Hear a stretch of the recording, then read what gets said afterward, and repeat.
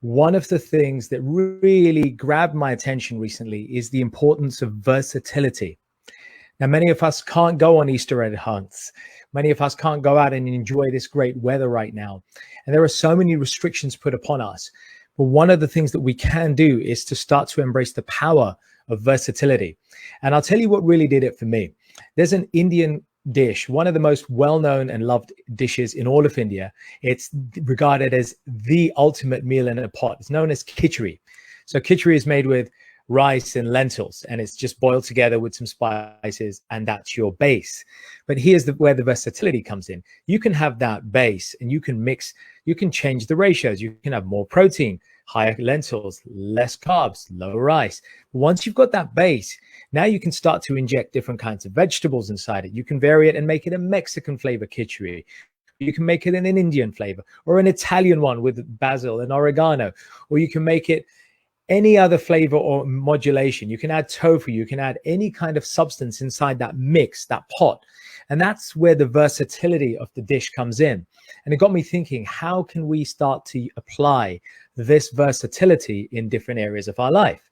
So, for example, taking this rice dish, this khichdi, what other areas can you start to use this in, for example, your diet and nutrition? What do you have in the kitchen right now that you could start to combine differently? What ingredients lend themselves to juxtaposing?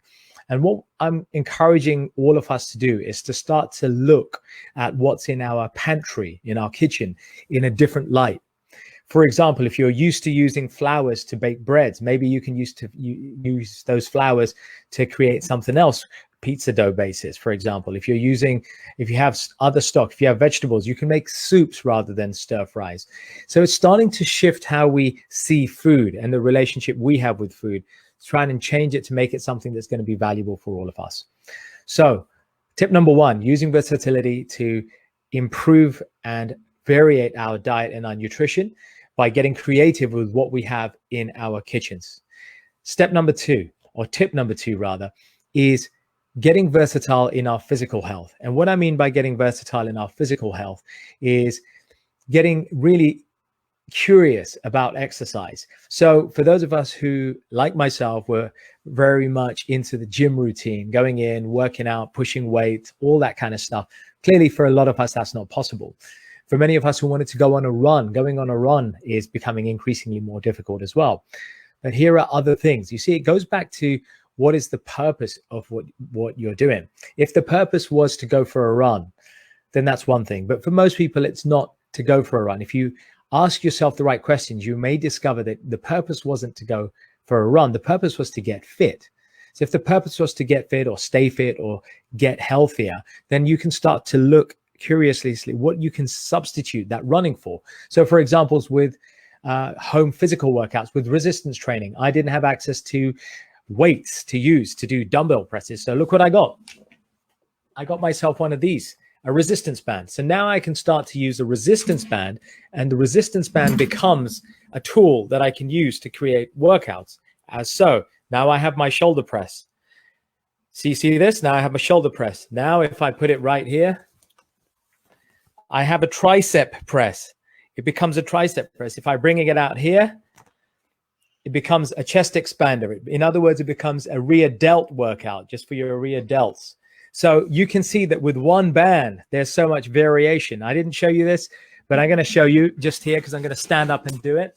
You can place the band on the floor, and suddenly stepping on the band, now it becomes a deadlift or a shrug. So you can shrug, or you can deadlift, or you can go right down and then you can just squat with the band.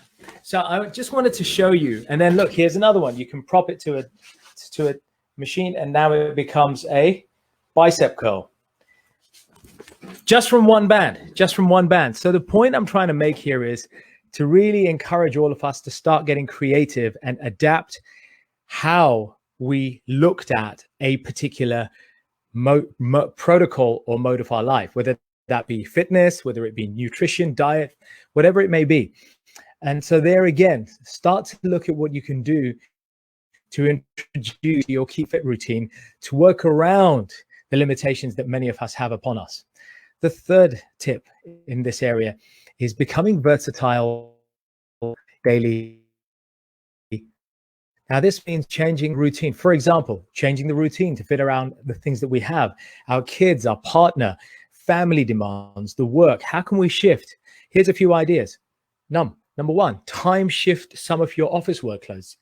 If you have the ability to be able to chunk your work, your office work, your business work out into segments, maybe you can do some of it during the day and then some of it in the evening. One of my professional coaching clients is a senior in a law firm.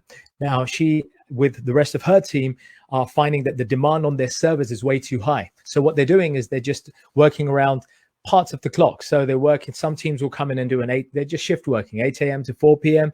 And then others are working from the afternoon till 8 p.m. in the evening. What they've done, and then they rotate. For 1 week, they'll do earlies, 1 week they'll do lates. And so they're trying to find a way of fairness and making their routine more versatile to work around the limitations of their technology and their servers and their bandwidth. And so ask yourself, whether you're in that scenario or not, can you chunk some of that time that you have? Maybe you can move some of your work to the evening when the kids are asleep, for example, or maybe you can do it first thing in the morning before people are awake and bandwidth is low. So start to see how you can look at your workloads, your office workloads differently.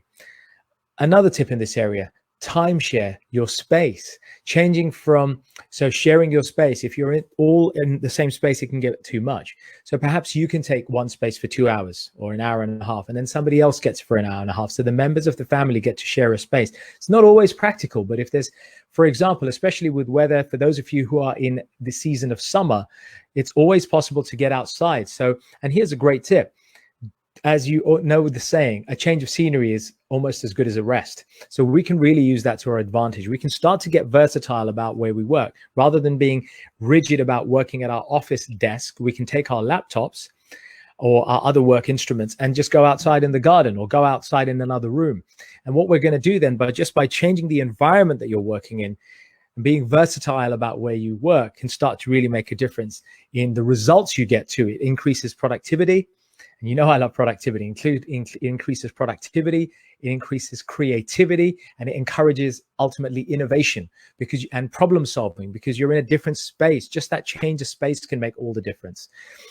The third tip is to find a way in your daily protocol to get some time away from your main routine. So this is, again, now this is becoming versatile about self-care. So whilst you're dedicating yourself to working in the business, or perhaps you've pivoted and now you're working on the business, that's another versatility enhancement, right? Working from in the business to on the business. But once you work for 2, 3, 4 hours, we all know, studies show time and time again that our productivity starts to fade after a certain time. So what we want to do is really shift it up and get versatile by introducing or injecting a small workout in the day, or it might be a hobby. As small as 15 minutes can make the difference. Just taking 15 minutes to do a short workout, to take some time to go and do something with your family members, give them a break. I was just speaking to one of my coaching clients who is in the construction industry, and she has a teenage son. She has executive responsibilities, and she's struggling to keep this kid sane, and the kid's driving her insane.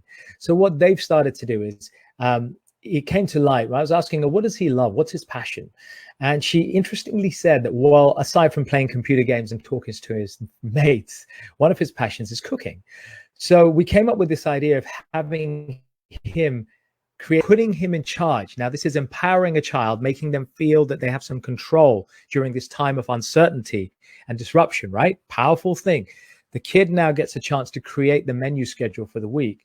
And now they're taking turns. She cooks 2, 3 times a week. He cooks 2, 3 times a week. And now what they've done is therefore brought that structure and changed the situation around. And so I put to you, think about how you can break up your workloads and do something with your family member, like cooking, like a hobby, like something else that breaks up that hard focus that you've been having on your one thing. Right. Tip number 4 in versatility is changing our thinking, becoming more versatile about our thinking. Now, this moves into the area of changing from a disempowering thought to an empowering thought. So a lot of us are in a difficult time, and I think many of us can relate to wondering, What does the future hold? How can we find certainty in this difficult time? What will it lead to? Well, here's a powerful trick that you can do to build your resilience, versatile thinking. Ask yourself, with that particular fear or concern you have about the unknown or the uncertain, let's say it's about losing your job or finding more business. See here, it's important to remember that the items that you can really be sure about, and identifying those items that you can be sure about, because the rest is guesswork. The rest is conjecture. We don't know what's happening in the future, but if we can separate in that worry that you have, those things that you're absolutely sure about and you know to be true, and separate those things that are not true and that are just conjecture or belief, we can start to deconstruct that worry and start to have it start to be empowered again and break its disempowering grip upon us. We can do that by just asking that powerful question, what's the worst that can happen? And if you start to really ask yourself, what's the worst that could happen? Invariably, you find that it's actually not as bad as it could be. And taking any example, any of you right now, if you're in a business, the worst that could happen is you may have to pivot your business entirely. You may have to give up the existing business. Many of us have.